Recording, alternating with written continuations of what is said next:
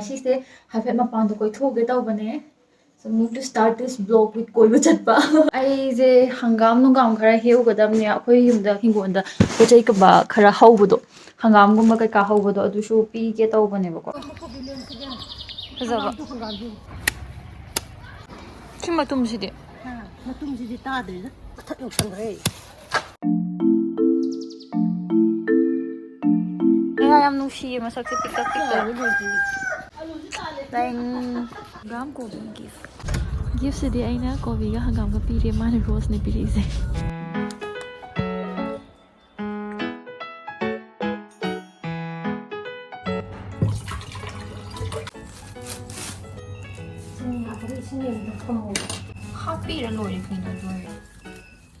Hi, hello everyone. Monday ni na kasi se MU chat toy ne ado MU chat pagi lotion lo khapadi loi re. I say MU chat trika ne ya gi check up to chakka ne ba gi 20 days la ga tara gi check up to chat le ba. Fruit se pata loan ni na ko manung gi chip de thogi hama.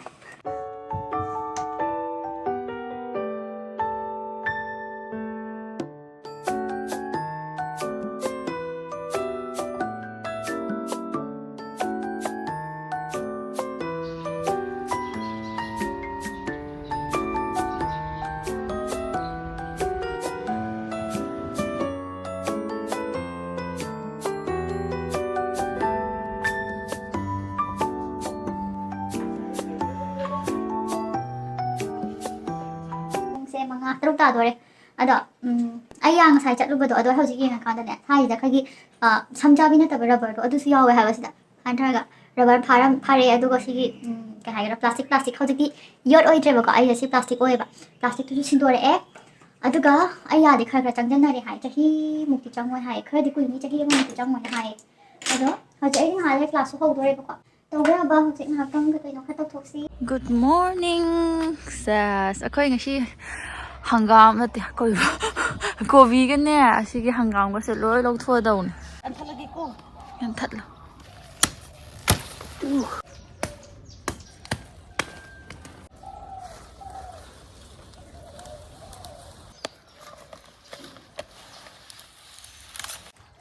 Hai to ya ni ko.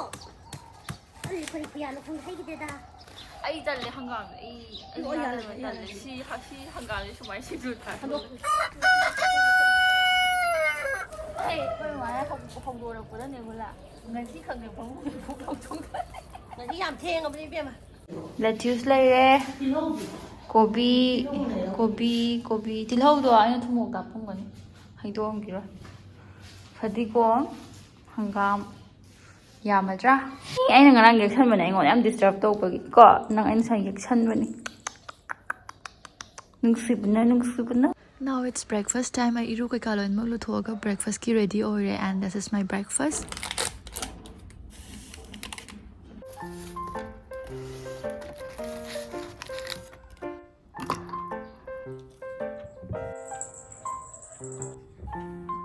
ngasi se yam chat loi baduna tawdaba khara lei adu gai doi list out to thamdopane first da aigi harin hangai yahodaba online classes ke ka do khara cover up torani secondly mama gai ka bazar da toine hawajar kang bathi ba aigi best friend do magi hawajar sum gift pige tawbane daily lai buni na mai naw ba changi doine ba du gi sum hawajar pige tawbani da ada sum lai di ko swai gi chinjak se ura pak cha chaningi da na du gi so let's start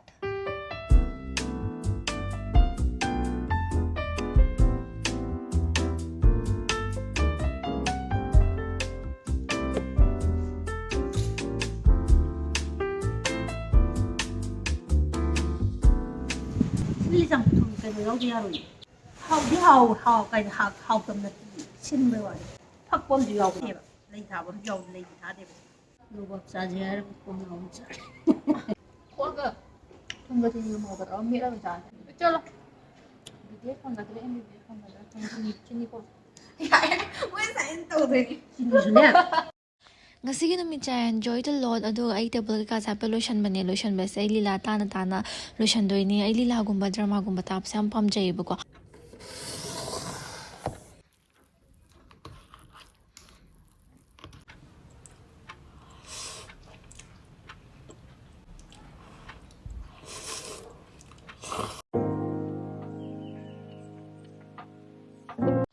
Meet my best friend Resma ado aiga maga Rose kay kasum show off tawnabado adumai tawnabane karan am tanai ibani se aduga congratulations Resma MCI clear tawbaki ai taba loire ndangi toner happy hosik aduga ai di serum gumba se mayam lei ba ai di serum jina ai gi uring gumba lei bagi mai da su khara mateng pangba do sida only serum manga je hoji ki oiba ai current favorite soye aduga shige se vitamin C gumba don mak yaubani na pigmentations gumba uring gumba legi bagi da gumba kokhan ba do dumai ne am tawe ba ko aduga aina shi se ai favorite oirine aduga ai serum tai ba se pen gai tai ha ba haidi khisi tai do chorpudi pula phasana pungai tai shalaga haidi over da na taba mamut ta na tai ba do adu na phai ba adu oily so raga combination oi skin type ni na ko si om jina best oi bane ba ado still ai di loin ma combination ni na hojikan di asit awan tha so lak ni na loi si jane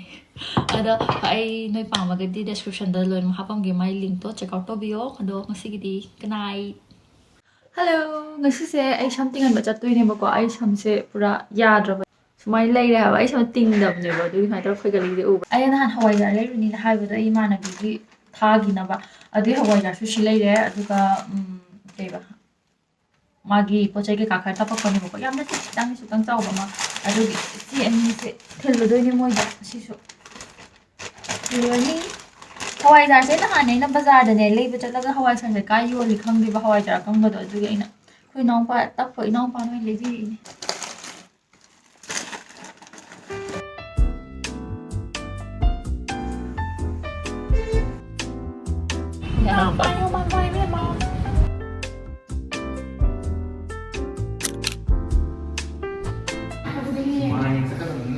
ai đi là ghi lại bọc ơi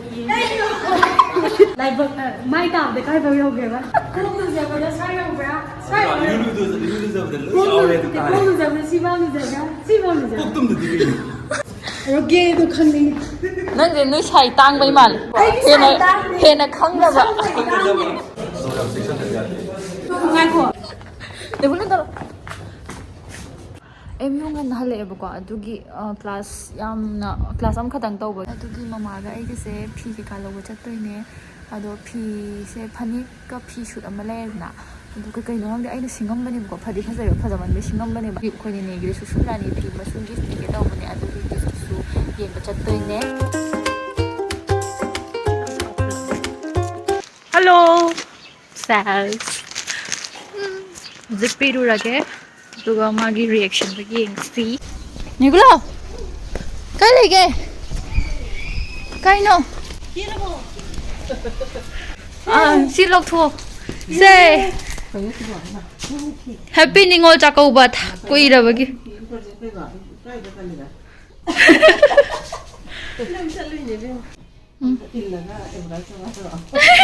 advertise to hai te dang gi gift ne yeng odo kai khan ge ba se si tham mo se kèm tiêm trong ngoài đi ố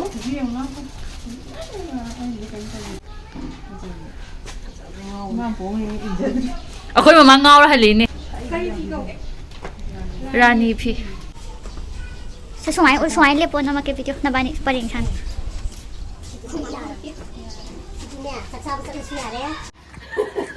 ta ra nhịp quá đi biết không nó cũng không đi qua nào bảo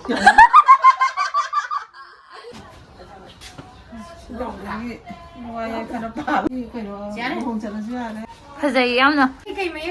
lam thang khula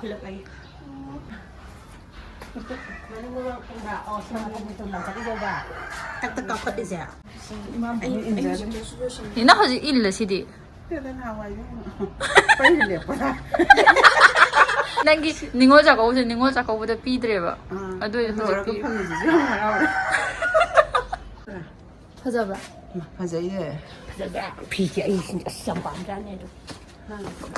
đúng rồi làm tóc pha luôn để nghe cái bộ được mai hay rồi mà khao lời ta rồi pha là nó không hay ở cái đầu không đi hi ꯍꯧꯖꯤꯛꯀꯤꯗꯣ ꯑꯩꯈꯣꯏ ꯕꯕꯥꯒꯤ ꯃꯆꯟꯅꯨꯄꯤꯅꯦꯕ ꯑꯗꯣ ꯑꯩꯈꯣꯏꯒꯤ ꯍꯟꯗꯛ ꯃꯤ ꯂꯩꯇꯕꯒꯤ ꯅꯤꯉꯣꯜ ꯆꯥꯛꯀꯧꯕꯁꯨ ꯀꯧꯗ꯭ꯔꯦꯗꯅ ꯑꯗꯒꯤ ꯃꯥꯁꯨ ꯃꯃꯥꯡꯗ ꯃꯈꯣꯏꯒꯤ ꯃꯤ ꯂꯩꯇꯕ ꯈꯣꯠꯇꯕ ꯃꯣꯏ ꯅꯨꯄꯥꯔꯣꯝ ꯁꯥꯏꯠꯀꯤ ꯂꯩꯇꯕ ꯈꯣꯠꯇꯕꯒꯤ ꯅꯤꯉꯣꯜ ꯆꯥꯛꯀꯧꯕꯁꯨ ꯂꯥꯛꯇꯕ ꯀꯨꯏꯔꯦ ꯑꯗꯨꯒꯤ ꯁꯨꯝ ꯁꯤꯗ ꯈꯪꯗꯦ ꯋꯥꯔꯤꯁꯦ ꯌꯥꯝ ꯁꯥꯡꯈ꯭ꯔꯅꯤ ꯌꯥꯝ ꯄꯔꯁꯅꯦꯜ ꯑꯣꯏꯕꯤꯗ ꯁꯝꯖꯜꯂꯛꯑꯒ ꯅꯦꯅꯦꯒꯤ ꯑꯩꯅ ꯁꯨꯝ ꯐꯤ ꯑꯃ ꯄꯤꯅꯤꯡꯉꯒ ꯅꯤꯉꯣꯜ ꯆꯥꯛꯀꯧꯕꯒꯤ ꯁꯨꯝ ꯄꯤꯅꯤꯡꯕꯗꯣ ꯑꯗꯨꯒꯤ ꯉꯁꯤꯁꯦ ꯄꯤꯕꯅꯦ ꯍꯥꯏꯗꯤ ꯍꯥꯟꯅꯗꯒꯤ ꯄꯤꯒꯦ ꯇꯧꯔꯁꯨ ꯄꯤꯕ ꯉꯝꯗꯕ ꯐꯔꯛ ꯇꯥꯕ ꯈꯣꯠꯄ ꯑꯗꯨꯝ ꯂꯩꯕꯗꯣ ꯑꯗꯨꯒꯤꯅꯦ ꯑꯗꯣ ꯉꯁꯤꯗꯤ ꯄꯤꯔꯨꯔꯦ ꯑꯗꯨꯒ ꯈꯪꯗꯦ ꯅꯨꯡꯁꯨ ꯅꯨꯡꯉꯥꯏꯌꯦ ꯍꯥꯏꯅ ꯄꯤꯕ ꯉꯝꯕꯁꯦꯀꯣ ꯑꯗꯣ ꯃꯃꯥꯅꯁꯨ ꯃꯇꯦꯡ ꯌꯥꯝ ꯄꯥꯡꯕꯤꯌꯦ ꯁꯨꯃꯥꯏꯅ ꯄꯤꯅꯕ ꯍꯣꯠꯅꯕꯗ ꯑꯗꯣ ꯑꯩꯅꯦ ꯉꯁꯤꯒꯤ ꯚꯤꯗꯤꯑꯣꯁꯦ ꯑꯩ ꯉꯁꯤ ꯈꯛꯇꯤ ꯅꯝꯗꯦꯗꯅ ꯅꯨꯃꯤꯠ ꯈꯔ ꯑꯗꯨꯝ ꯍꯥꯏꯗꯤ ꯃꯃꯥꯡꯗꯒꯤ ꯃꯦꯃꯣꯔꯤ ꯑꯣꯏꯅꯤꯡꯉꯥꯏ 1 week ꯃꯛꯇꯤ ꯅꯠꯇꯦ ꯀꯔꯤ ꯍꯥꯏꯅꯤ ꯋꯤꯛ ꯑꯃꯗ ꯑꯩꯅ ꯂꯧꯈꯠꯄ ꯌꯥꯕ ꯅꯨꯃꯤꯠ ꯀꯩꯀꯥ ꯈꯔ ꯂꯧꯈꯠꯂꯒ ꯁꯦꯝꯃꯛꯄ ꯚꯤꯗꯤꯑꯣꯅꯦ ꯑꯗꯣ ꯍꯣꯏ ꯏꯠꯁ ꯂꯥꯏꯛ ꯑ ꯚꯦꯔꯤ ꯄ꯭ꯔꯗꯛꯇꯤቭ ꯗꯦ ꯋꯦ ꯑꯥꯏ ꯁꯤꯌꯔ ꯂꯚ ꯑꯗꯒꯤ ꯁꯤꯌꯔꯤꯡ ꯀꯦꯌꯔꯤꯡ ꯅꯦꯟ ꯑꯣꯜꯁꯣ ꯑꯩꯒꯤ ꯁꯦꯜꯐ ꯄ꯭ꯔꯗꯛꯇꯤቭ ꯑꯣꯏꯕ ꯄꯣꯠ ꯆꯩ ꯀꯩꯀꯥ ꯌꯥꯝ ꯌꯥꯎꯋꯦ ꯑꯗꯣ ꯌꯥꯝ ꯌꯥꯎꯋꯦ ꯅꯠꯇꯦ ꯁꯦꯜꯐ ꯄ꯭ꯔꯗꯛꯇꯤቭ ꯑꯣꯏꯕ ꯃꯇꯝꯅꯦꯕ ꯁꯤꯒꯤ ꯚꯤꯗꯤꯑꯣꯁꯤꯗ ꯑꯩꯅ ꯎꯠꯂꯤ ꯃꯌꯥꯝꯁꯤꯁꯨ ꯑꯩ ꯚꯤꯗꯤꯑꯣꯁꯦ ꯂꯣꯏꯁꯜꯂꯒꯦ ꯉꯁꯤꯒꯤꯗꯤ ꯌꯥꯝꯁꯨ ꯅꯨꯡꯉꯥꯏꯌꯦ ꯄꯣꯖꯤꯇꯤቭ ꯚꯥꯏബ്ꯁ ꯑꯗꯨꯝ ꯚꯤꯗꯤꯑꯣ ꯂꯣꯏꯁꯟꯕꯅꯤꯅ so I hope you guys like this video and I love this video. Do ngashigi di loishalage. Bye bye. I love you all. Stay blessed.